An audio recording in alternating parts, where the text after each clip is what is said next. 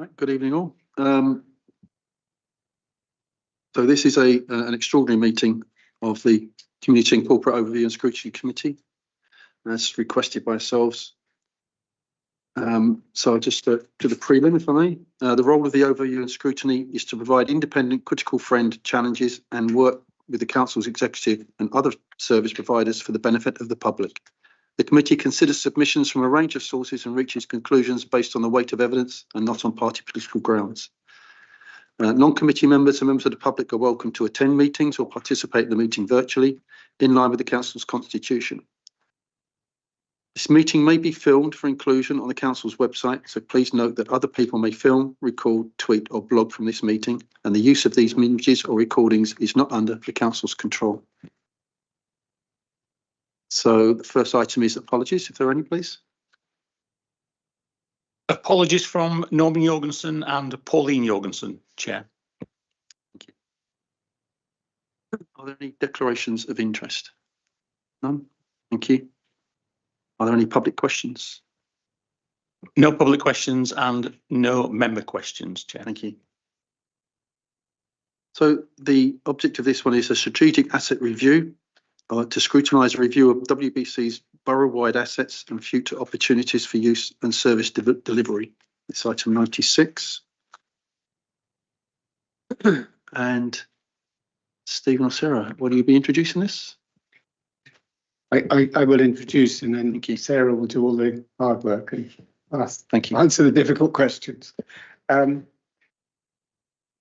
Thank you very much for the invitation, and I'm hoping that everyone's had a chance to look at the report, and you can see the list of assets in our portfolio. It's very wide, and as you can see, very varied. And you might want to note that this isn't a completely comprehensive list because it obviously misses out some items of council assets. It misses out parks and open spaces. It misses the roads, which of course are perhaps one of our most important assets, and it misses out our HRA housing stock. So it's confined to other categories of asset, mainly commercial or service related. And I hope, I know this was an item you specifically requested because you wanted to have a clear view of the extent of the assets, which is, I think, a good thing for all councillors to know. What I hope the committee might consider this evening is not so much individual assets as the general principles that should underpin the council's approach to its assets portfolio. In particular, I would welcome, and as an executive member and as the leader, your views on the balance that we should strike between generation of income or savings on the one hand and delivery of the council's other strategic objectives on the other, such as partnership working or addressing the climate emergency locally. At the start of the municipal year, I said I hoped to give backbenchers of all parties a bigger role in the council's decision making. And I think we've made significant progress in that direction, with the overview and scrutiny committees playing a much more constructive part, and I think adding significant value to the proposals that were going to the executive for approval. And there have been quite a few instances where overview and scrutiny have come up with recommendations that the executive has then adopted. And it's in that spirit of wanting to call on your expertise and knowledge that I'm going to invite you to consider the principles that should determine the way we manage or use our assets to the best effect, the best public good. So that's all I really wanted to say by way of introduction. Thank you. Has anybody got anything they would like to ask at this point? Please, Laura. Thank you. Thank you, Stephen and Sarah. I just wondered on page 13, the council holds a wide and varied portfolio, net book value is circa just under 500 million. If compared to other councils our size and similar to our makeup, is that quite a normal, above average, below average figure? It is relatively average for a council that is predominantly or has a significant rural element to its portfolio and to its geography. So if you're a council in a city region or in a built-up region where land values would be higher, we would expect that overall land value to be higher, but that reflects the nature of the makeup of the geography of the borough, really. So we are relatively average, I would suggest, if that's not a negative connotation to use. Laura, anybody else? Please, Charles. Thank you. Just one very quick one. How many people are looking after this range of properties here? There's a huge array. They're very different shapes and sizes. Going back 30 years ago, I did a year working in a surveyor's department for a big retail company where they would have had quite a few people looking after things like this. So I was just interested to know, basically. Yeah, absolutely. So, my department that I'm the assistant director from is the commercial property department. As Stephen referenced, those assets that are excluded from this report are excluded from my remit. So everything in this report, my department is responsible for. Overall headcount of the department is 44 FTEs, but we cover a range of activities. So that ranges from facilities management, our energy team. We have our capital team, so they are construction project managers who are managing the council's build. So in terms of numbers of the surveyors in the estates team, they're going to kill me now. So it's probably about 9 of them, 9 FTEs. I can confirm that off the top of my head.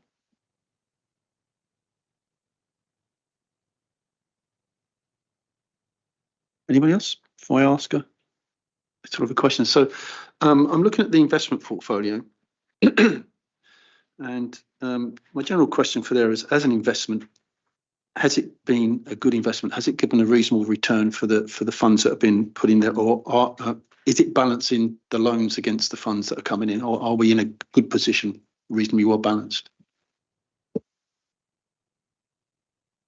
Yes, so pages 16 and 17 set out sort of the background and history to the investment portfolio.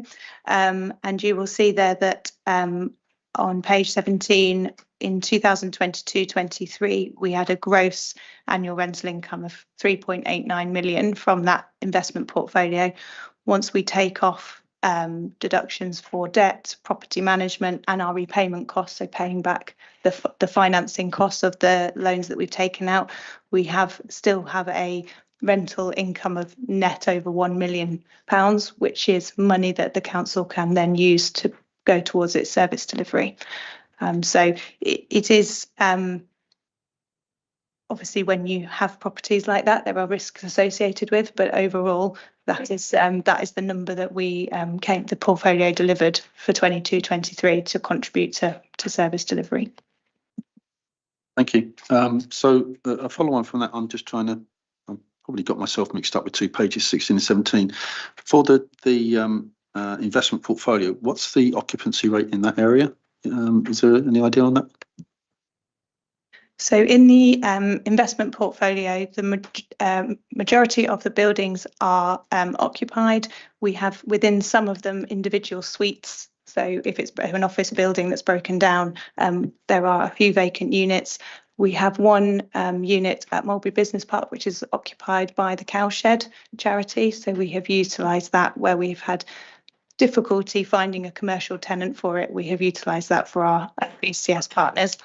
But if you see on page, find the right page in the appendix, sorry, excuse me.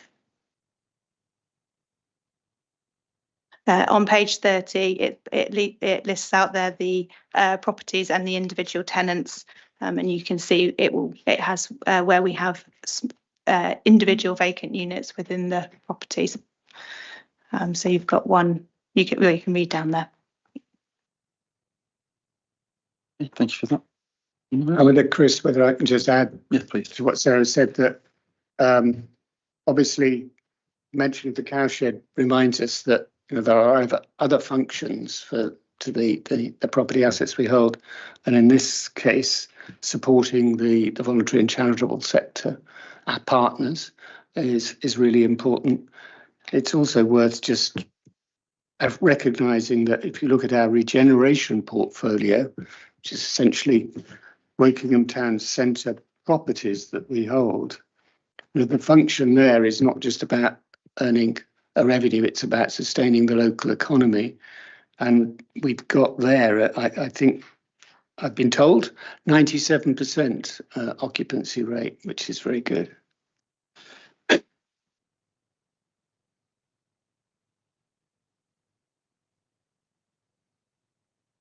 The list of the properties, pages 29 to 30.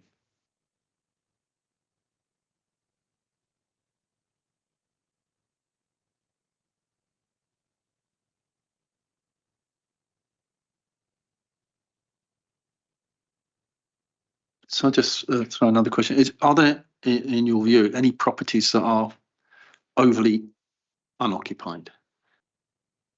Apart from Shoot End. apart from Shoot End, where half of it's not occupied. Well, you referenced Shoot End there, which is obviously one of our where we are now, one of our biggest assets that we hold, and we know that we're all aware that we have closed half of the building down at the moment due to kind of accommodation requirements of staff at the moment. We only need to occupy a certain part of it. And I think we obviously we tend to, and Stephen has referenced, where we do have properties that are vacant and are proving difficult to let from a commercial perspective, that is where working with our partners in the VCS can help, and it's listed in the assets. So things like the old Marks and Spencer's building that has got a VCS partner in Forces supporting it whilst we consider its longer term future. So that does help us because that helps mitigate the costs of a vacant property, and an empty property is not free to the council. It costs us money, so that is a worthwhile. So I wouldn't say we have anything that's overly vacant, but we do have a proactive strategy of managing if we have a vacant building to try and fill that and bring both benefit to ourselves but also to our partners who may have accommodation needs. And really, I do have just one final thing to throw in there, if I may. Out of all the properties that are on the portfolio, are there any that are of a concern for future maintenance or not dereliction, not heading in that direction, but are there any properties that are due to have any extensive repairs or upgrades due to them? Yes, so we have an ongoing rolling programme of building inspection, and obviously we have to make sure we meet our statutory compliance, asbestos, Legionella, all those type of things. So that's an ongoing process and an ongoing management and maintenance of which we have a capital sum for. We do have one building that we discovered that has rack in it when we had that issue raised in September, which is the old Marks and Spencer's building on Peach Street, which we're obviously looking at for future use anyway. And any works in that building will have to address and cost for and account for the works, the remediation works required there.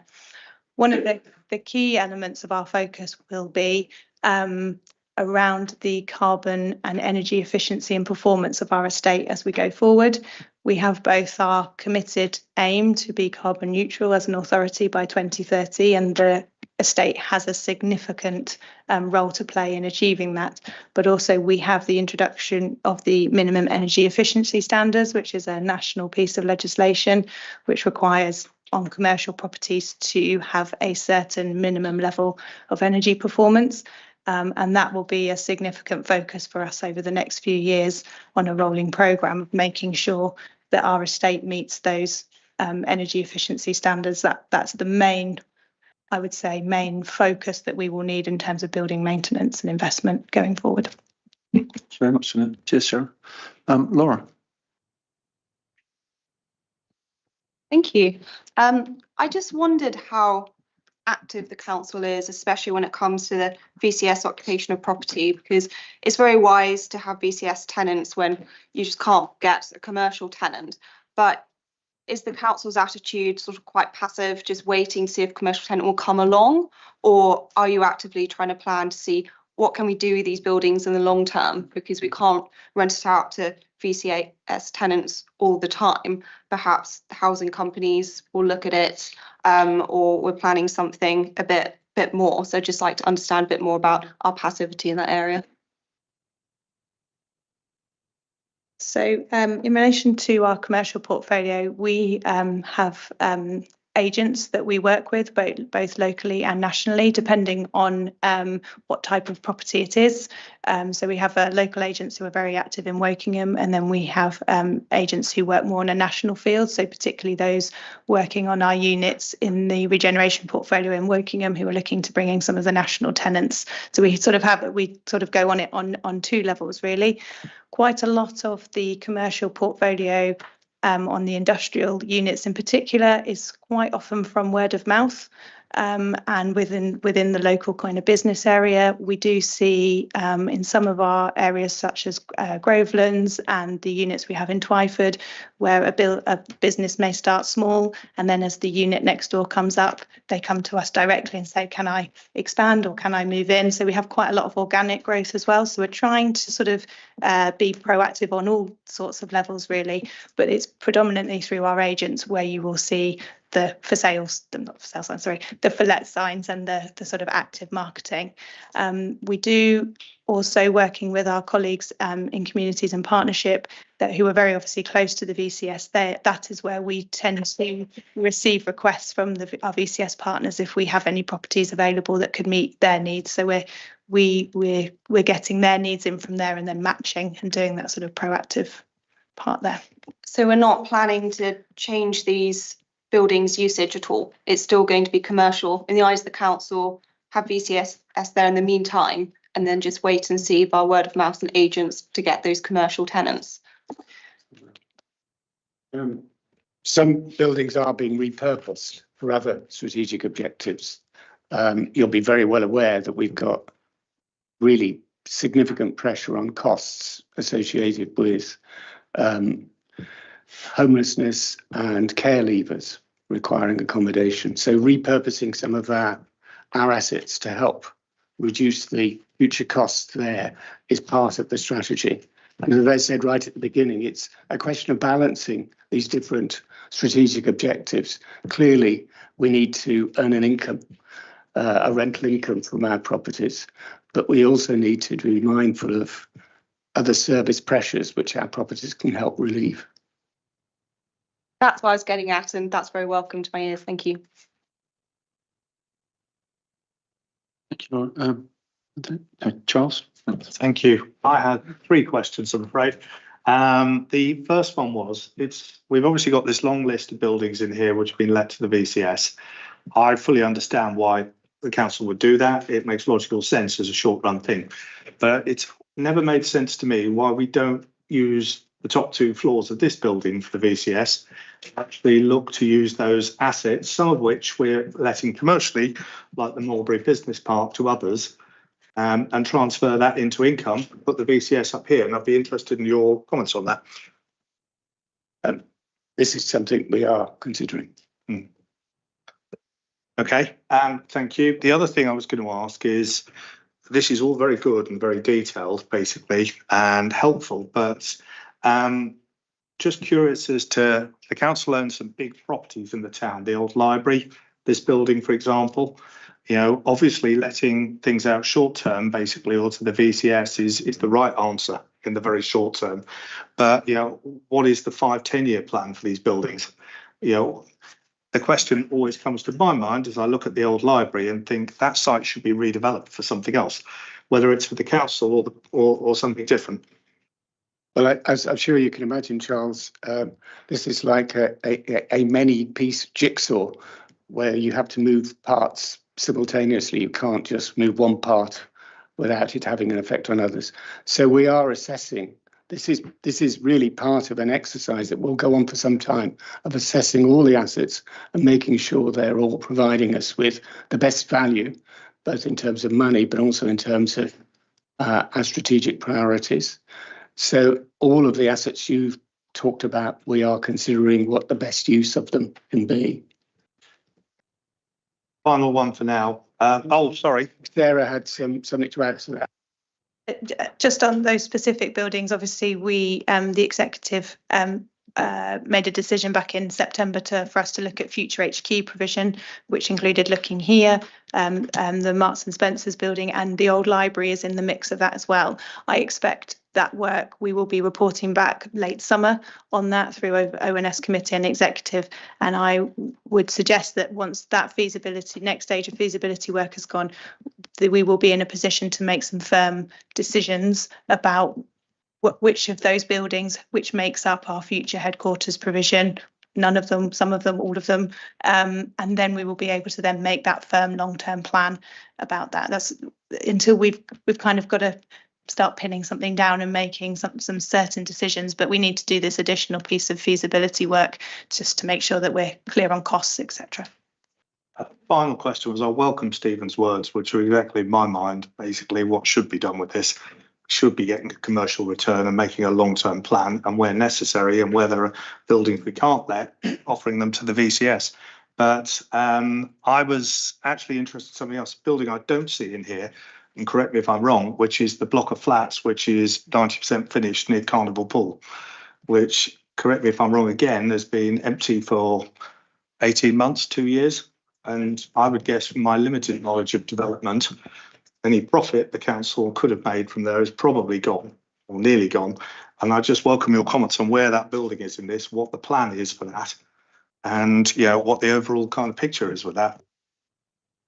You are correct, Charles. It isn't listed in here. You haven't missed it. Apologies, that's remiss of me. We probably should have had under construction as a section in the report.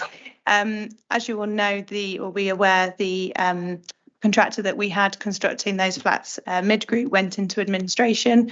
We have, since they have been in administration, been looking at a variety of options to bring that building through to completion.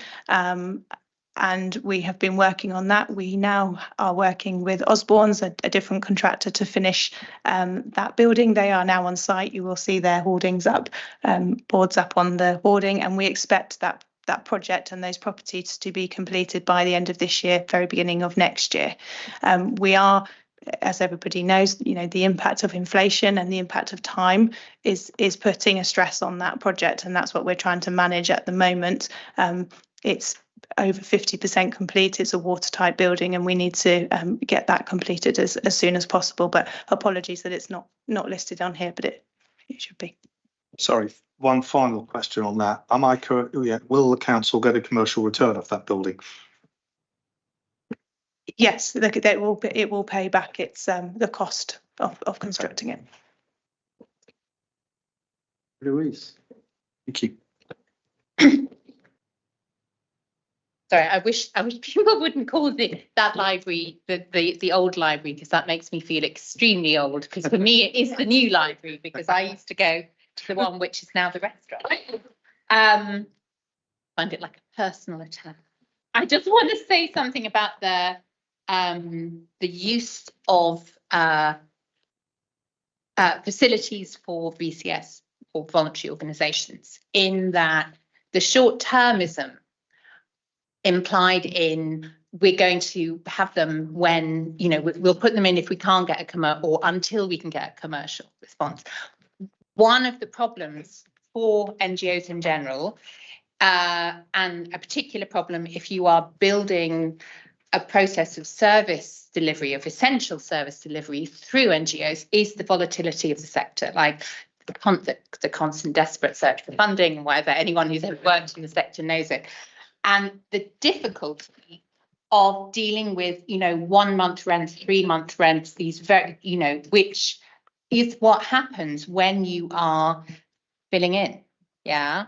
And if we are looking about moving to a partnership basis, then there needs to be some feedback from the organisations themselves, who are not always able, when they're in a funding relationship, to be able to say this is what we need. But in my experience, you know, you need longer leases, because you need to be able, when you're making funding proposals for others, you need to be able to have some sense of like where the office or where the service is going to be delivered from, and so on. So although I recognise the kind of the commercial or the interest in saying, well, we can have them in there until we can get another paying client, as it were. It does make it difficult, and in the long term, something there is going to have to change. Sorry. Now. Thank you, Mary Louise. You make a very, very good point. This is something we are considering and trying to work out how to address. I'm sure you're right that many of these charitable and voluntary bodies do need greater long-term certainty. But we do have to accept that sometimes they are desperate for some accommodation quickly, and we are in a position to provide it because we have unlet buildings where there's no current commercial interest. We are mindful that this is a really important partnership, and we do need to see what we can do to help ensure that we can give greater certainty in the future. But it's a difficult balancing act, but we are very mindful of the need to support the voluntary sector, because they are vital to our future. They're playing such an important role now in supplementing what the council does and working alongside the council, that we have to take our partnership responsibilities very seriously. Yeah, but equally, they're volatile in and of themselves as well. I mean, many organisations, as I know from my experience, you know, are based around a single charismatic leader. You know, when they go, the sort of long-term delivery of services on which people can rely is not necessarily something that comes easily. You know, NGOs are always, in terms of funding, you are rewarded for being an innovator, for being a startup, essentially, rather than as a continuing. And that is always going to be, I think it's always going to be sort of a drag slightly on the idea that services can, you know, core services, if we say, can be provided by NGOs. But certainly in this, or VCA, sorry, but in this, in terms of sort of like how the property portfolio can support them, that, you know, if they're constantly moving about, how are people going to find them, and how are people going to rely on them? You know, because they move from one. I mean, the cowshed, as you say, had a sort of like a long-standing, you know, base in Hurst, and now it's had to sort of reinvent itself somewhere else. That maybe that's the nature of the game, but it's a different thing for something which is doing, you know, core service delivery as an NGO. I think you're raising interesting points about the nature of working with voluntary and charitable sector. I see this as working alongside them, not offloading or giving them responsibility for a whole area that the council in the past has dealt with. We do have to accept that the council has a limit to what it can do given the financial resources available to us. And that necessarily means having to work with others, not just the voluntary and charitable sector, but a whole range of other partners, if we're going to be able to deliver what residents across the borough want. So I think we have to try and think creatively about how we address the issues you raised about permanency, or at least long-term futures. I think that's something we are very mindful of. And in this review of our assets, that's one of the factors we'll be considering.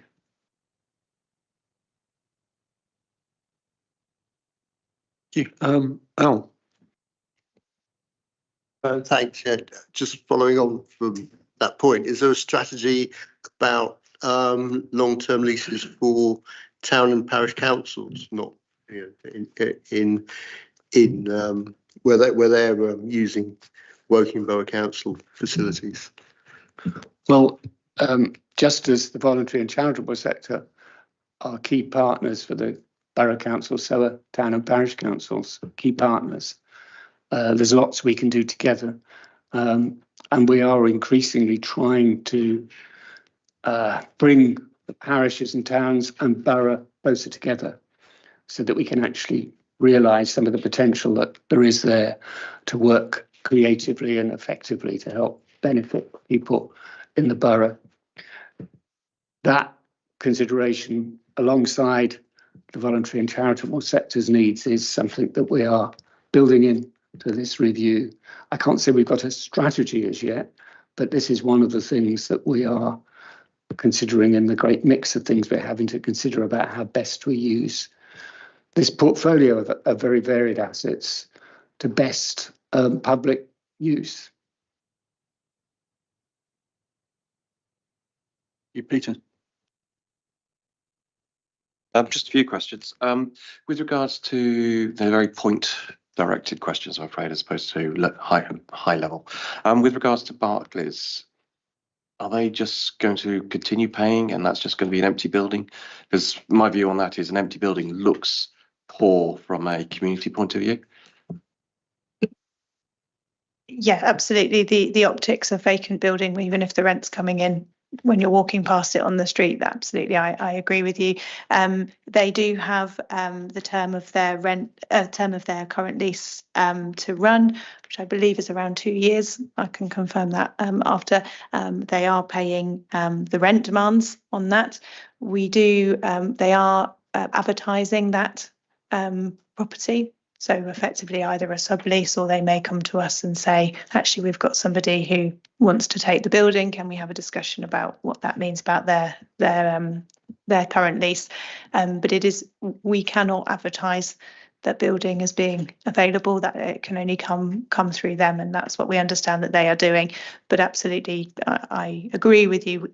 None of us want an empty frontage in a very prominent place on the marketplace in the town. Okay, just a poke at that particular one. With the new developments that's been accepted for the flats where Robert Dias is, Robert Dias are going to have to vacate. So I don't know whether there's an opportunity there for giving Robert Dias a poke to say, go talk to Barclays or whatever. But that's just a thought. Absolutely, and as I made reference earlier to one of Laura's questions, our agents that we work with, particularly in Wokingham Town, they all know each other and they know the market and they know the people who are around, so they will all be talking. And if those retailers who are potentially displaced by that development need to find somewhere else to go, I'm sure they will be looking around and seeing what's available to them, and we will welcome discussions with them if they want to come into units of ours. Got some more. With regards, we've got 3 community centres which are not brought online and in the document.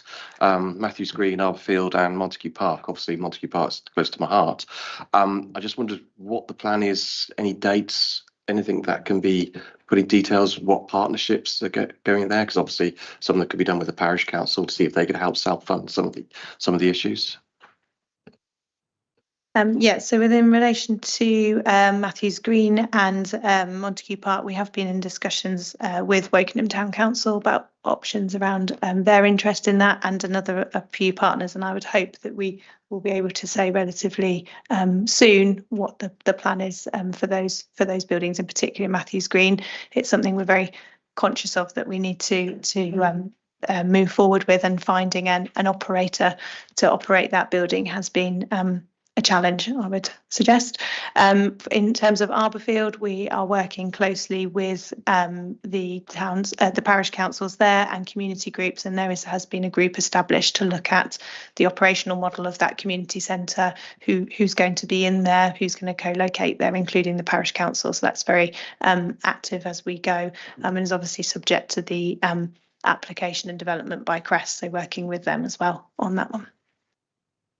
I just think from feedback from the community, I think people would like to know that there's some action ongoing, even though I can tell them stuff. But I think there needs to be some proactive, it's whatever communication is available to say, we are looking at this, we are conscious of this, it is in our mind.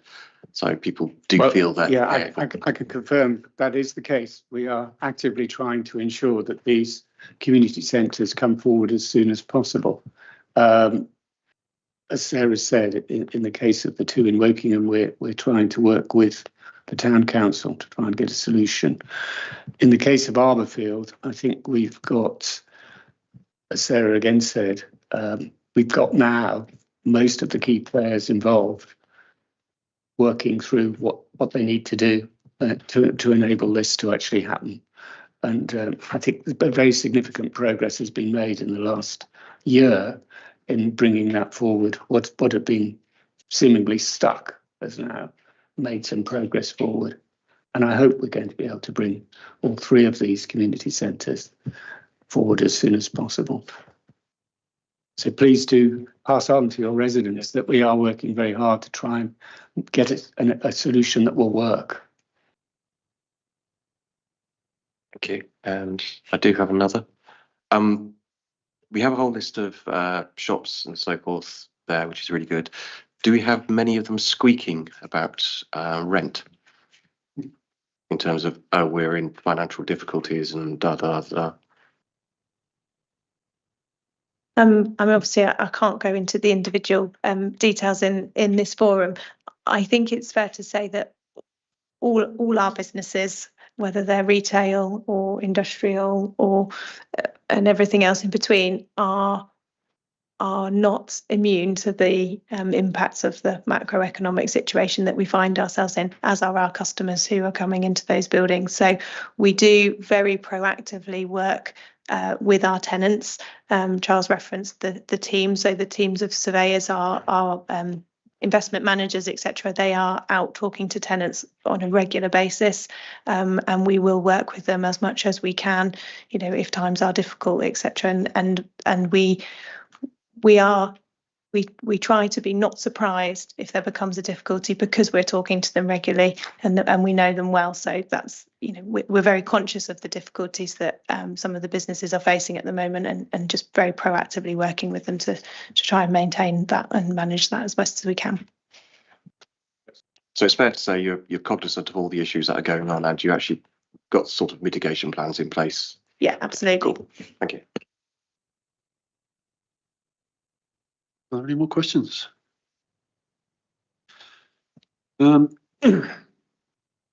Conclusions. So I will ask the floor actually, from the conversations we've had, is there anything that you consider we can offer as advice or targets that could be changed within this process of the capital? Is there anything in there do you feel that can aid the council in meeting its targets to make a saving of just over £500,000, for argument's sake? John? Excuse me. All I was going to say was, I think you've expressed loosely ideas around a strategy, but correct me if I'm wrong, I haven't heard a clear strategy outlined here tonight. As in, what is, for me, it's reasonable, you know, it would appear to be basically there are certain properties that are commercial, that have got market value, which should be let, but there are others that are much more marginal, which basically, if you can't let them, they need to be allocated to, you know, the voluntary centre, charities, parish councils, to give, as you said earlier correctly, these people certainty. I know from when I had the adult services portfolio, just what a benefit it had putting all those people in the same building and giving them clarity, and it gave a better customer experience as well. And I think for me, the only thing I would ask is a clear strategy, because then that directs everything else. And Chair, well, depending on what the rest of the group think and what you think, I'd be interested to see this possibly, if they were so willing, to come back in 6 months, 12 months to report back on that. I would be delighted to come back, and I think I hope Sarah would be too. In 6 months' time, I think that's probably an appropriate length of time. When you said you can see loosely or in outline where we might be going, I mean, the point from my perspective of bringing this report to you is to get your input now rather than at a late stage of the development of a strategy. So we wanted you to give us your input and your views on how these different competing requirements could be balanced. And you've sketched out a way in which we could do that. That's broadly in line with what we're thinking already. But I think it would be really helpful to engage with you again in 6 months' time and give you a clearer picture where we've got to and how this is being shaped by some of the things you've said. I mean, I've been very struck by the comments made, Mary Louise's point about the voluntary and charitable sector requiring more certainty. I think that's a really important point, which you've picked up as well, Charles. And what you've said about commercial assets and the more marginal assets, that's also very much part of our thinking at present. But it's really helpful to have these comments. They can kind of either challenge or reinforce what we're thinking. Louise. Sorry. On the sort of the broadest level, the highest level, sort of, and therefore the least useful quite often. I was struck that there wasn't, I mean, did you think about community wealth building and then think this is not something that's appropriate here? Or is there any sense in which you seek to balance national, as you say, national chains, as it were, and local businesses, small local businesses? Do you see that, is that part of your role as a part of our role, I should say, as a council? Or is it, to squeeze as much revenue out? I'm not saying that as if that's a bad thing. Fair enough if that's what you've decided. But I know that other councils have gone the other, and it's no use just adding more priorities. But I was just interested to hear what your thinking was about whether those were things that you felt were important, whether you think those things are viable here. I think one of the great advantages is of having so many properties of our own, especially in Wokingham town centre, but to a lesser extent in some of the other centres in the borough, is that we do have some control over who goes in them and who operates from them. Obviously, we don't have that control with assets that we do not possess. The planning system enables you to exercise very little control now over who goes where. Even change of use from different use classes is now greatly facilitated by changes in the planning system. So we don't have much leverage through the planning system. The only real leverage we've got is with our own asset portfolio. But on your point about anchor stores and small independents, the two usually support each other. If you've got anchor stores, that helps the small independents because it generates footfall that the small independents benefit from. If you haven't got them, it's usually harder work for the small independents.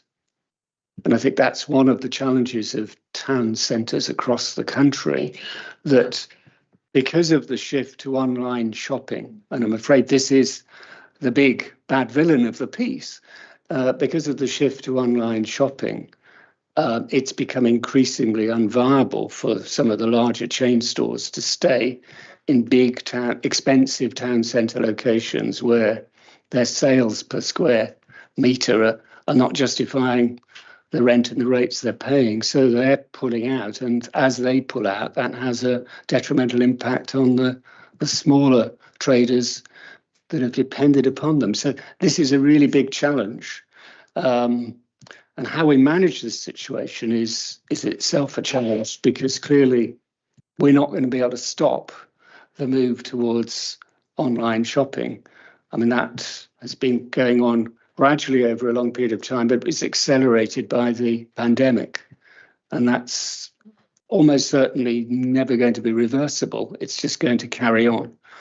So it's not, I think, a question of saying, how do we stop that? It's a question of saying, how do we support our town centres as they go through a period of great change and reconfiguration, because that's, I'm afraid, what they are doing.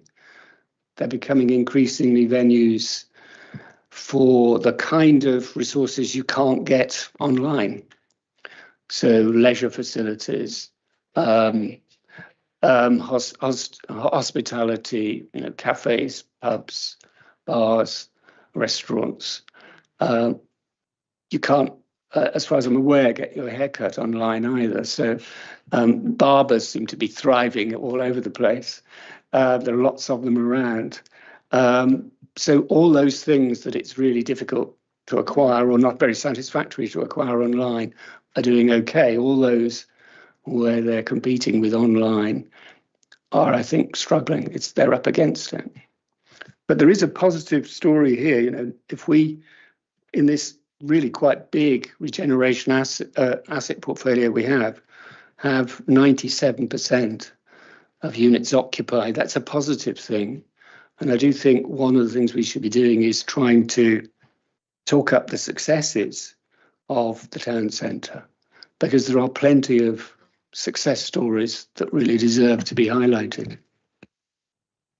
I think if I could just come in there and you reference sort of the importance of one thing that was incredibly important during Wokingham Town Centre regeneration project and still is now, and something I was very heavily involved in, is almost the role of the authority as a kind of curating that town centre. And by having ownership and by developing those units and therefore having the say as to who goes in, we were actually in a position where you can curate and you can get that balance. And certainly during the town centre regeneration works, residents were saying, we don't want all big national chains. There are a place for them, but actually we want to be able to support the independents, the startups. We want Wokingham to have a unique feel to it, that market town feel.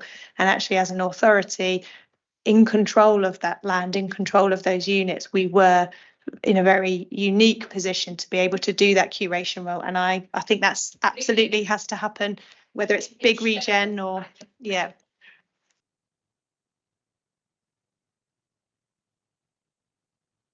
Absolutely. Yeah, absolutely. And where's that balance and yeah.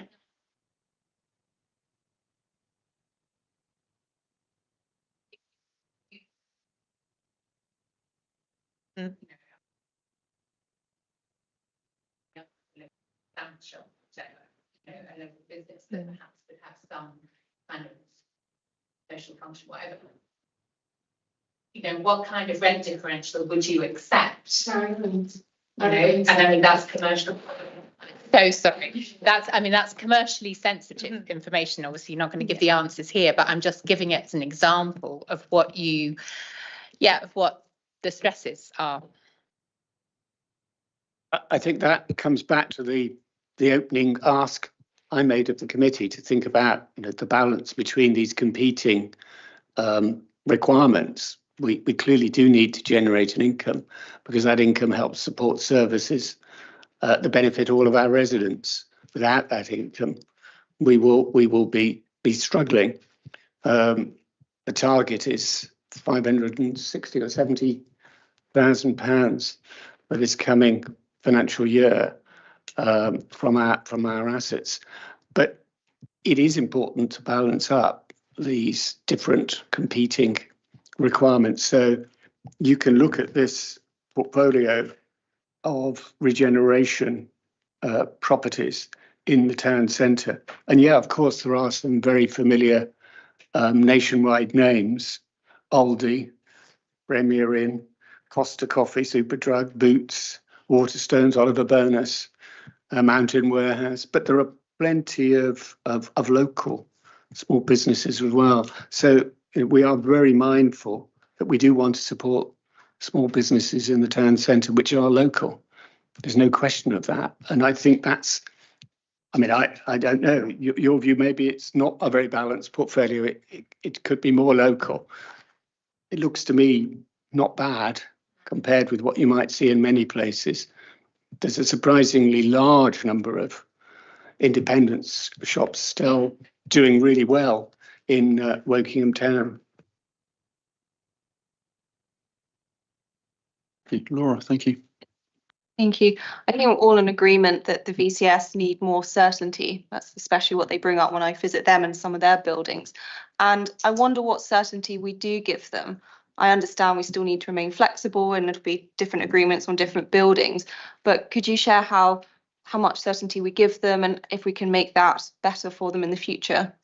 I think the aim is very much to try and make things better for them in the future if we can. I mean, at the moment, they're on short-term leases. It's temporary occupation of buildings that we still aspire to rent out commercially. Is that 1 month short-term lease? No, it's not that short. It's 3 months. It's 3 months, yeah. But clearly, as has been expressed very well this evening, there is a need to recognise these vital partners need more certainty. Often at the moment, they are coming to us requesting short-term lease because they've lost a property they've been using. Cowshed was a good example that Marie-Louise gave, but there are others in a similar situation. In fact, one came to me today with a request for something short-term. So sometimes we're helping by providing a short-term lease because they may well aspire to acquire a completely different and more suitable property elsewhere. So we are helping them out simply by providing that short-term breathing space so they can find somewhere more appropriate. But clearly, there are some voluntary sector organisations that could do with certainty, and we're exploring the ways in which we might be able to provide that.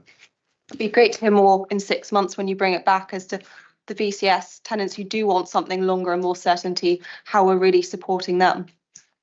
Indeed, and I think it's worth saying we've come to you fairly early in this process for your views so they can help shape what we do.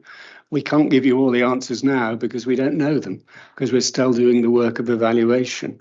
But I hope in 6 months' time we'll be a bit further along and we can give you a little bit more concrete examples of what we're going to be doing.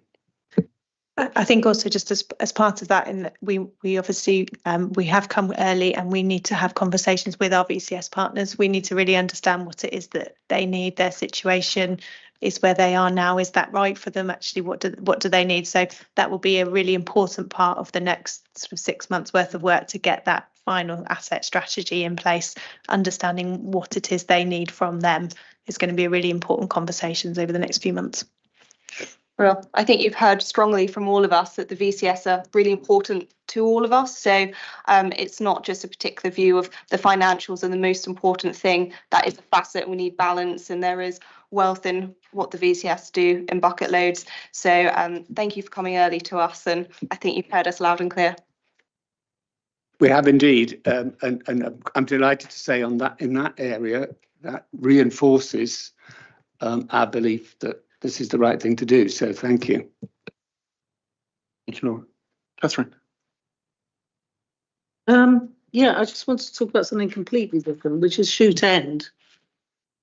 Looking at number 3 on page 22 of the things you're working on, does that actually include redeveloping the whole site and including a council park? It's probably best if I answer this one, Catherine.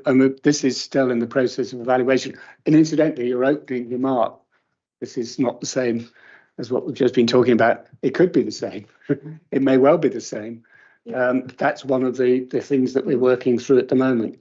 So far as the headquarters is concerned, all options are still being evaluated and considered. There's no decisions being made. Thank you. Thank you. Is there any other comments you want to make? So I'd like to go back to that shoot end side of things as well, and the VCS. By looking at the various VCS entities, there are certain criteria that you can see they're going to need, like the forces support. They could never go upstairs because they need a ground level asset to use. So Marks and Spencer's is basically where they're going to be. But there are some other assets in there, other items in there, or sorry, VCS units, like citizens' advice. if they are they likely to be losing their current location, where they are co-located with the council would make sense as an option in Shoot End? Because we've got to consider as well, it's not just the fact of utilising the space, it's also about the safety of the people that are already in the building as it stands. There are certain things that you wouldn't want to bring into this environment that might be contentious. When you've got those conversations with VCS and they are coming up to the end of their tenancies, if they turn around and said we wish to re-engage or and it conflicts with what your plans are for a particular building, would there be an automatic reference that there is a space at Shoot End while it's still available? Well, I mean, goes back to my earlier point about, this is a jigsaw with very, very many pieces that you need to be aware how you move them around will have a big influence on all sorts of things. I would hope we'd get to the position where we, through the conversations that Sarah's already said we're going to have with the voluntary sector to just clarify what their needs are, we'll be in a better position to answer that in 6 months' time. But it is worth saying, you made a really good point that we shouldn't just lump the voluntary and charitable sector together as one body, because clearly there will be some voluntary and charitable sector organisations who could very logically be located in a site like this one, alongside council activities, and there are others that couldn't. It would be very difficult. Where, you gave a good example, where the function is largely about selling things. That wouldn't make great sense to bring that in here. But there are other functions where it would make some sense to think about co-location. And these are the kind of things we're working through. But until we've had that detailed engagement to get a sense of what our voluntary and charitable sector partners are looking for and feel works best for them, we can't work out exactly how we can progress this. So I think we're still at the stage where things are quite fluid. Thank you. Cheers, Stephen. Yourself, Charles? Thanks. Sorry, one final one that just occurred to me of something you were saying a moment ago. Nearly 600 grand savings in year 2. I can't see how you can get that if you're at 90% occupancy rate without disposing of things. Correct or not correct?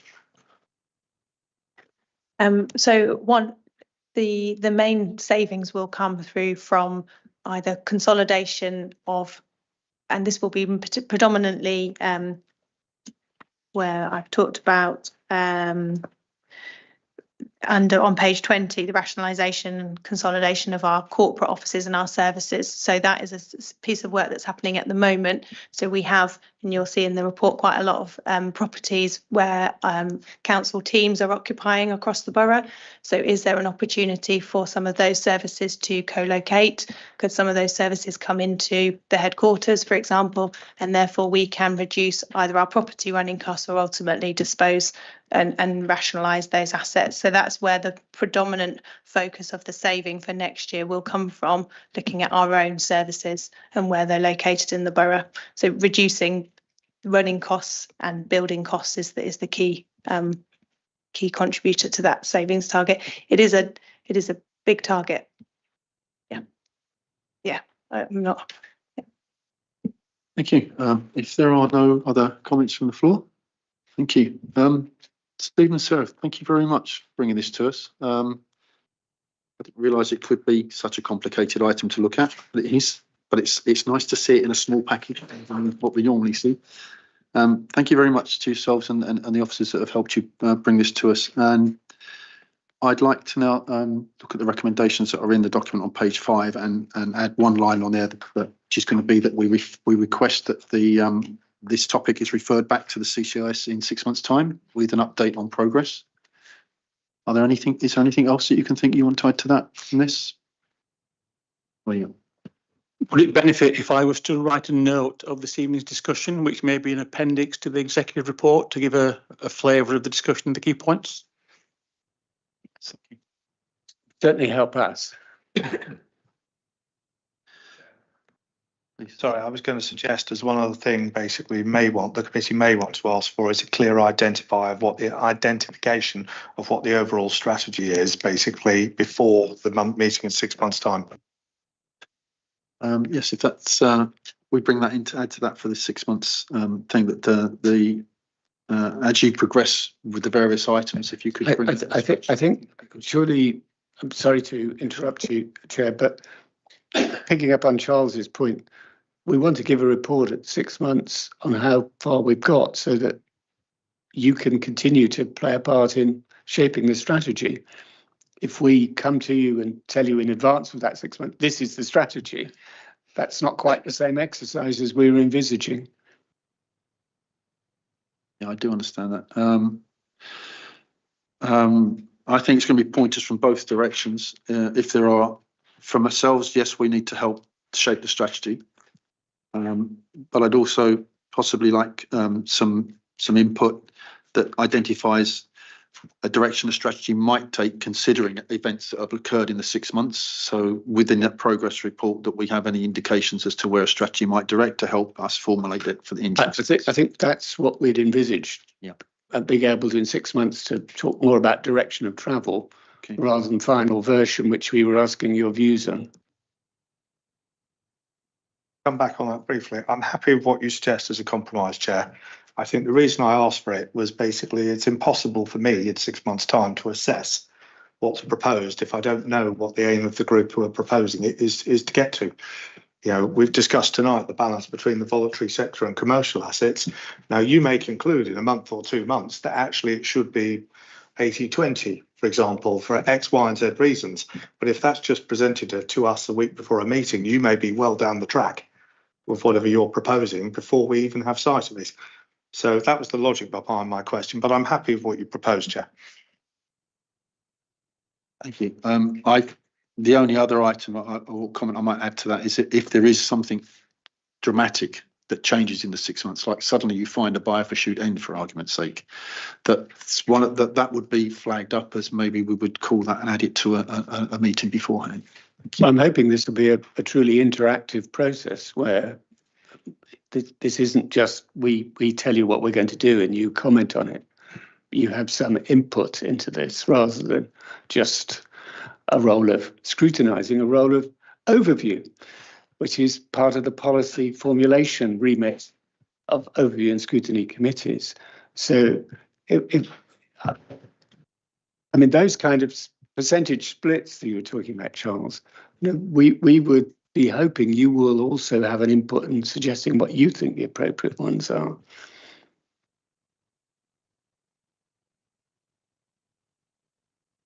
Peter, Sorry, just to follow on to that. One thing that I find interesting, because I've been lobbied by it, is about how the rental is managed and charged and increased. So that might be an interesting thing to talk about or report on, is how you manage the rental, how you organise the cost base. I know we've had a conversation about that.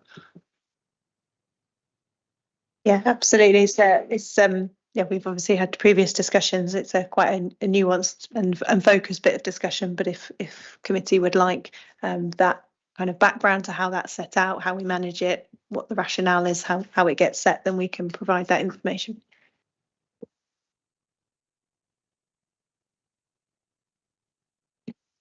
Thoughts. So with those additional items that we've discussed there for how we progress for the 6 months time item, then there would be the recommendations that are in the document on page 5 was to consider the attached draft report from the council's property portfolio and the approach of strategic asset management.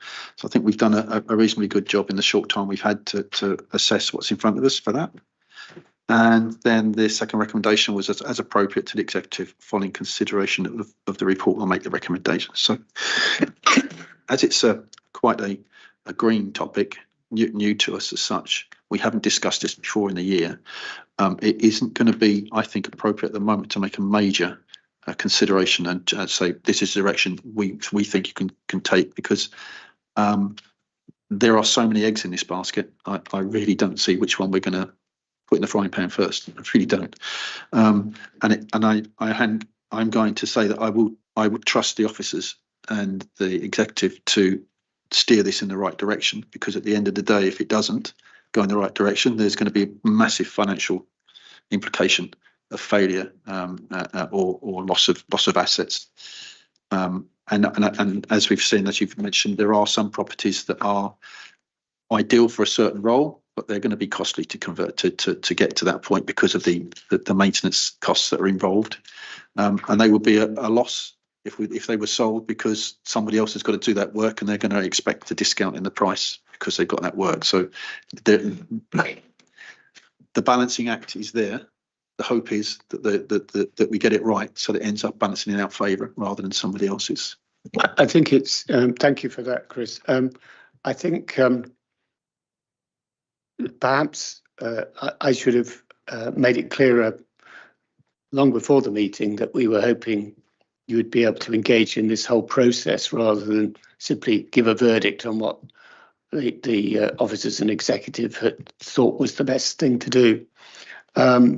And I appreciate this is your first opportunity to really look at this, but I hope we will be able to engage with you on a regular basis on this, and that your input, just considering that you have an overview as well as a scrutiny function, your input will be helpful to us as we shape this process. Already, even though you haven't had a lot of time to think about this, some really important suggestions have been made, particularly in relation to the voluntary and charitable sector, which broadly accord with what we're thinking, which is helpful in itself to know that your views and ours are in broad accord. But there's lots more that you've suggested that will give us pause for thought, and we will go away and see how we can address some of these points. So from our point of view, it's been a very useful exercise, even if from yours it's perhaps at a so early a stage that you don't feel equipped to be able to offer detailed advice.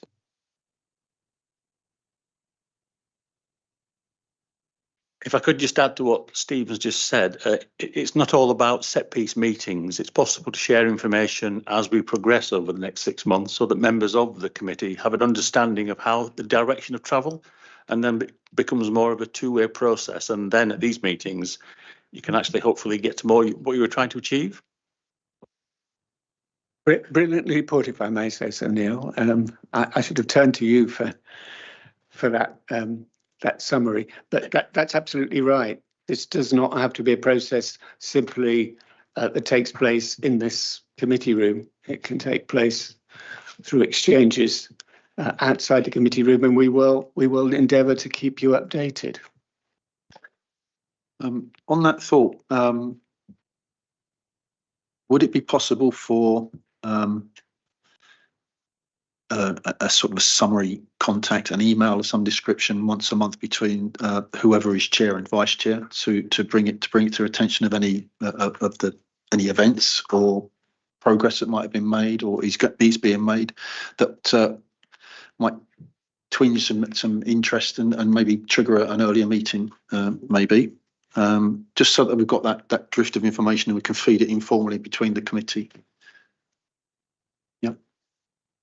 As long as it's not commercially sensitive, I do appreciate that. Yeah, no, I think that would be fine. And also it might be that we could, someone made a reference, if we had a buyer for shoot end, or if there was a specific issue, we might be able to take things off in a bit more bite-sized chunks as well, rather than, I recognise this, the portfolio is so expansive that having one meeting to try and cover everything is quite difficult. But actually it might be, well, we're going to have a focus on BCS partners, or we're going to have a focus on the investment portfolio, but more than happy to, I think that interactive process would be very beneficial for us. Thank you, sir. So are we agreed on that, adding that to the recommendations? So I don't think there's anything that we need to vote for other than to agree that the recommendations that we put forward, they'll appear in the minutes for the next meeting. Well, they won't be in for the 4th, will they? Yeah. No, they won't be there for the 4th. So we'll do the meeting. Sorry. Very much. I can't remember if you've got another one in April. I've lost. So probably in April, when you'll see that in the minutes, to say yay or nay, we've got it right. So I'd like to say thank you for these conversations. It's been an eye-opener, and I've really appreciated it. Thank you very much.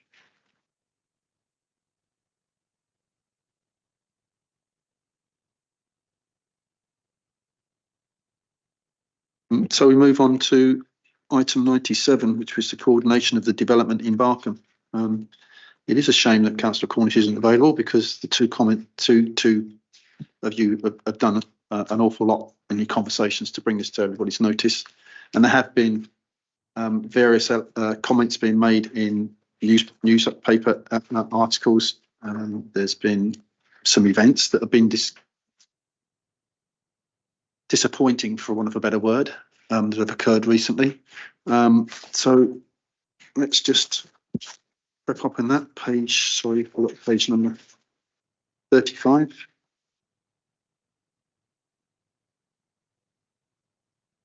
We are here ready to present on this one as well, if you'd like us to do so. We're here for the whole meeting up here. Thanks very much, Chris.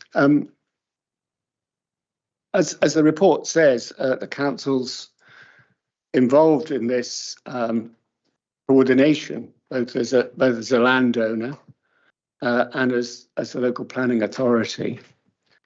And you'll see on pages 37 to 8 the list of projects either approved or in the pipeline, or possibly in the pipeline.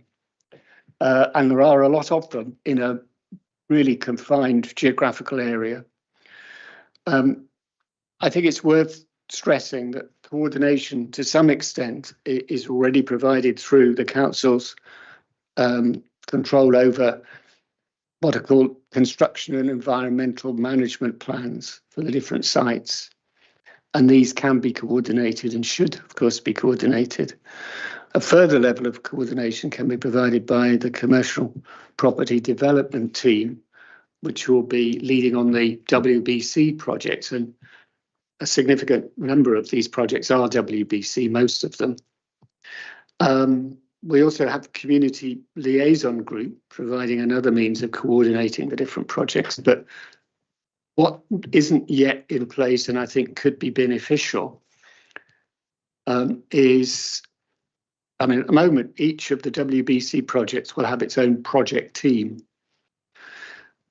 But it may be helpful for you to consider whether a programme board could be formed to coordinate all of the different projects. And that's not just WBC projects, but it would be the private developer projects as well. So one thing that isn't in the report, but which Sarah and I have discussed and think may be helpful, would be a programme board, which would, I guess, comprise relevant executive members and local board councillors. Do you have a comment on that, Charles? I think you do. You would. I'm surprised you to know I have a question on this. Yeah, I mean, this paper is helpful because it does outline the scale of the problem. And it does outline that these developments here, a lot of them, it's got 2025 on there. Now, the first question I was going to ask, it's got the applications we know about on there. I'm aware from a meeting Councillor Cornish and I had with various highways and planning officers, there's another pre-app on, I think it's Barkham Grange, which is if you're coming from the Finch Hampstead end, it's the U-shape in the Send School, not the Send, the Rook's Nest Farm residual land, marked in blue. And I'm told there was discussion at the Barkham Solar Farm meeting last week about at least one more pre-up for housing on this road, possibly two, which I'm guessing is the model farmland, which I know has been, the landowner has put it in for development before. Now, I know pre-apps are pre-apps, they're not applications basically, and I get that totally. But I think it's worth understanding the scale of the problem or the potential problem. In terms of your comments before, Stephen, certainly the frustration David Cornish came away from that initial meeting we had from Planning and Highways. You've touched upon to a degree, because pressing the highways officers about saying, well, what will you do about this assessment at this particular site, 31 Barkham Ride we were talking about in particular, we can only assess this particular site. Well, actually, that's no good because there's a lot more happening here. You described it as a local board. I think it has to have coordination and management power over what goes on here. And the ability to say, basically, you need to submit a construction plan for this development, which says how you're going to get deliveries in. You need to submit basically a timeline plan. So you've got 3 months to do this bit, your bit, and then somebody else comes along and does 3 months. I think it needs to be that tight as you would do if you were developing a major construction site. I know the residents of Finch Hampstead with California Crossroads going on at the moment, then Cobbenfield Lane, then this are going to be, how should I say, it will be touching a very raw nerve. So, and it needs to be, that was the reason I raised it. And I know David Cornish supports me on this fully. So I support what you said, but I think that board needs to have meet regularly and have real control over what's going on. And I'd welcome some clarity on just what other housing applications or possible housing applications the council's aware of.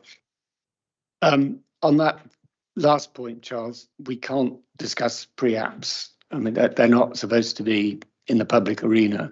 They're supposed to be confidential discussions between potential applicants and the planning authority.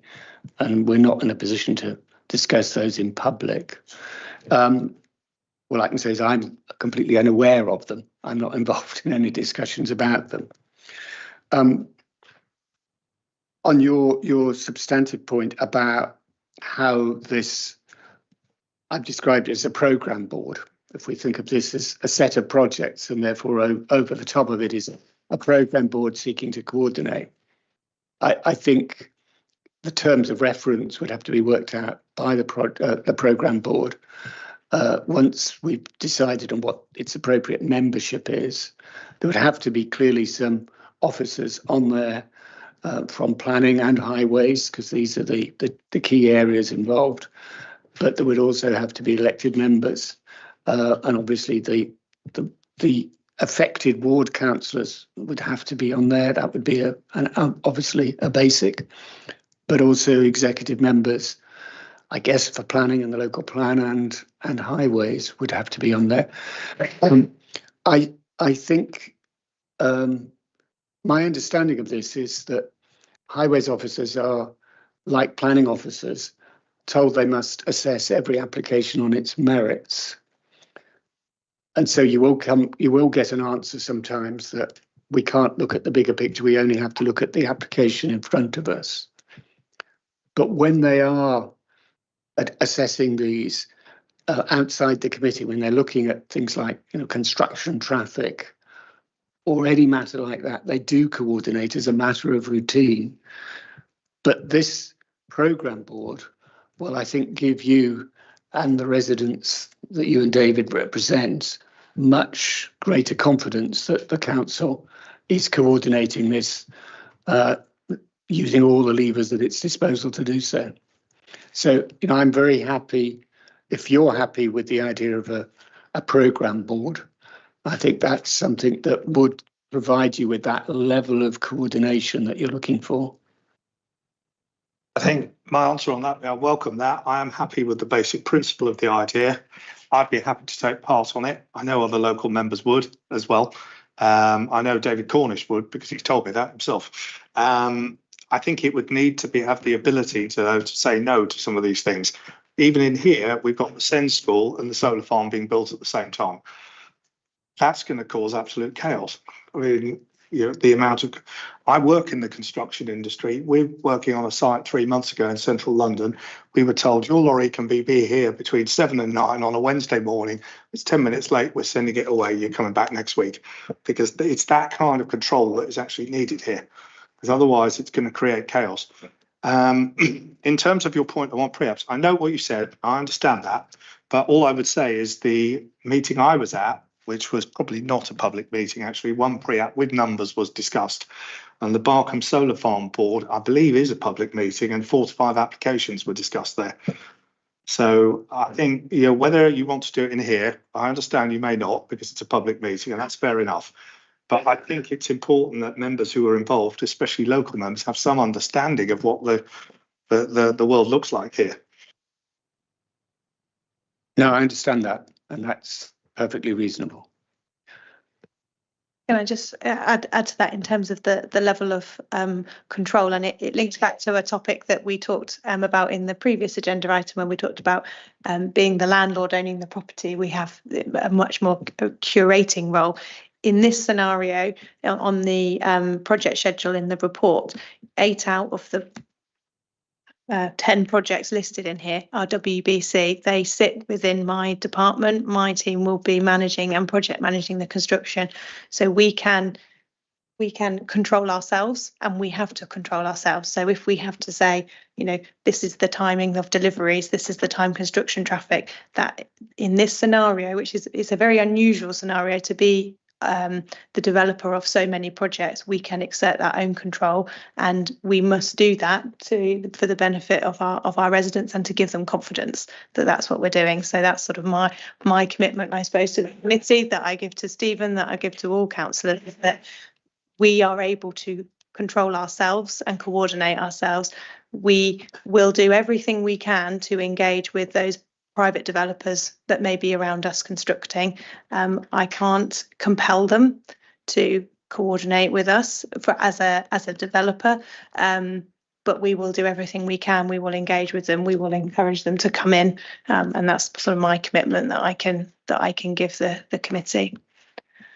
Thank you, Sarah. On the question about the private developers, obviously when they get their planning permission as standard, planning permission relates to construction conditions, and that usually gives, from my memory of this, it gives the Highways Authority quite considerable powers in negotiating with them what the proper timings of construction work are and things like that.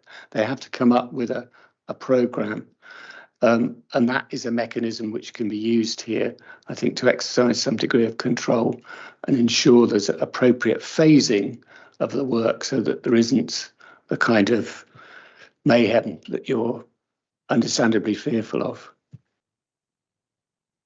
One final point, Chair, and then I'll be quiet. I was just going to say, agreed on all of that and the theory, but the initial discussion Councillor Cornish and I had with the Highways officers, we got much more, how should I say, the procedure says this answers, rather than actually we understand what you're saying.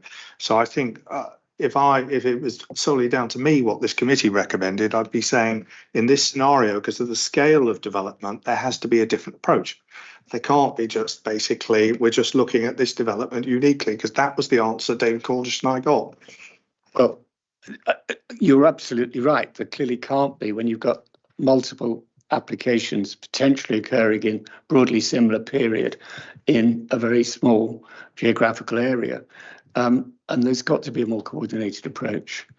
And the purpose of this programme board is to provide that more coordinated approach. As I said in my introductory remarks, we already have some mechanisms for securing coordination, but what this would enable us to do was add another layer that gave us even greater coordination. So I understand your concerns about the response you got from Highways officers, but I think this is a mechanism by which we would be able to exercise some degree of coordinating control, which is what you want and what I want and what I think everyone here wants. Thank you, Charles. Anybody else? Please, Peter. Just small comments, really. Are you doing some traffic analysis at the moment or beforehand to make some decisions based upon it? And then secondly, you've got the taxi routes, Google Maps stuff, how people get their deliveries. There's a small industrial unit nearby, so they're going to be impacted. So I'm just thinking about how you bring those on board, but also, say, the utility companies, water, gas, electricity, to make sure they're not going to do anything mad. Absolutely. I think all of that analysis of routing, etc., impact on businesses, how we route our construction traffic in, the nature and the number of those construction journeys as well. I think they are very different in their construction approaches, how you build a solar farm, how you build a SEND school, which will be a modern method of construction. So the majority will be constructed in a factory and then brought to site. So that changes. They are very different, but that will be all part of the process in terms of that routing and analysis. Working with the utility companies, I'm sure we're all aware, is tricky. to maybe be kind, and that's going to be a really key element of this coordination work, because as much as we can try and coordinate them, that is always the bit that's difficult on a construction project. I mean, that is a really important point.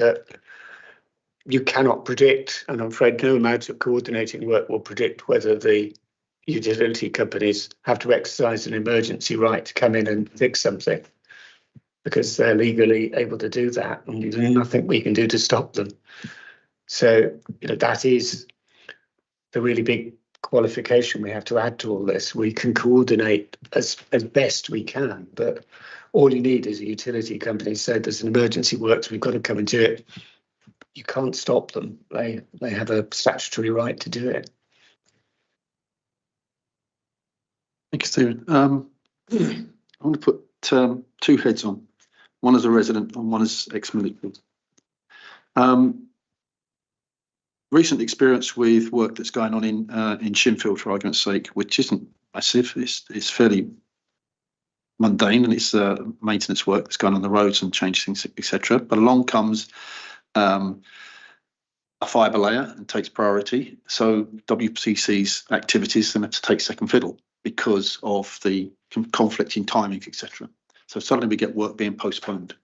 Now, for a contractor within this environment doing one of these projects, they've got costs, limitations, etc. And if they are impeded, they might be a bit upset about carrying the costs themselves. So I'm just a little bit worried about WBC being held up to account for something along those lines. Yes, concrete gets delivered at a certain time and it's got to be used. Otherwise, you're in trouble. You can't throw it away and you can't dump it somewhere. We don't want concrete being fly tipped because you can't use it. So I'm just looking at this and thinking there are multiple projects. There's multiple traffic streams. Is there any possibility of a staging area where it can be controlled? Looking within these particular projects going on, the only one that's large enough to where you could turn around and say you've got some control over it would be the solar farm as an area where you might be able to have a staging area for vehicles that can't get to site because of the congestion that's on a site already, and having that coordinated with the project managers for those particular contracts.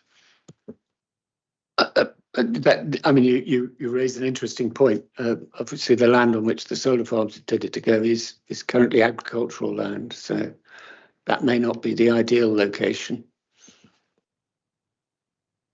Having said it's agricultural land, there will have to be some hard standings in there of some description being put in place because of the storage facilities. They're not going to be able to deliver it all and put it in piece by piece. There will be some sort of hard standings in there. So it's whether or not there is anything within the WPC controlled projects that could accommodate something like that at the edge of the development area, so that you don't suddenly have lots of vehicles contesting down roads, etc.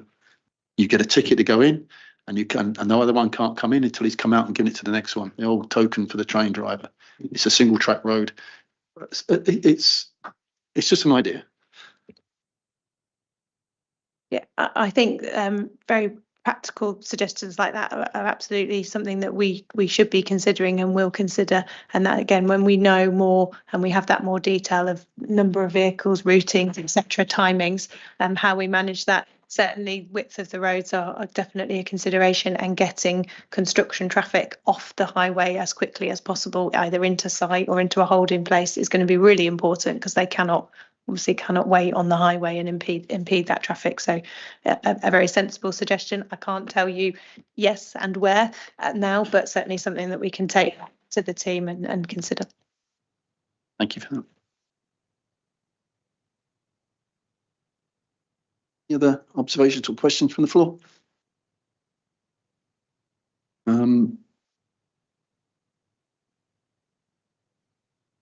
Recommendations were. Okay, so the recommendation for this is to note the projects proposed and being considered in the vicinity of Barkham Ride, and the undertaking of the council as landowner and developer to coordinate development impacts and mitigation and information sharing with the local community. So I think we've actually covered that with all the different questions and observations that have been put forward. And I'm happy to ask that we recommend that activity goes forward. Chair, do you want to add in the third point about supporting in principle the programme board as described in the discussion? My apologies, it was a key item. Yes, to add that into that we do accept that is a good idea, and we'd like to see that come to fruition.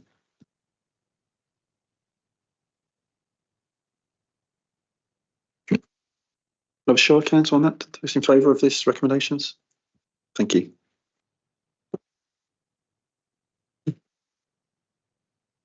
Again, and to thank Simon and Sarah for bringing. Sorry, why did I say? Right, I've got the wrong glass. Look, these are the glasses for reading this. I can't even see your face from here, so I'm hoping the smile jogs my memory. Thank you very much, Stephen and Sarah, for delivering this and presenting this, and and see you down the fish and chip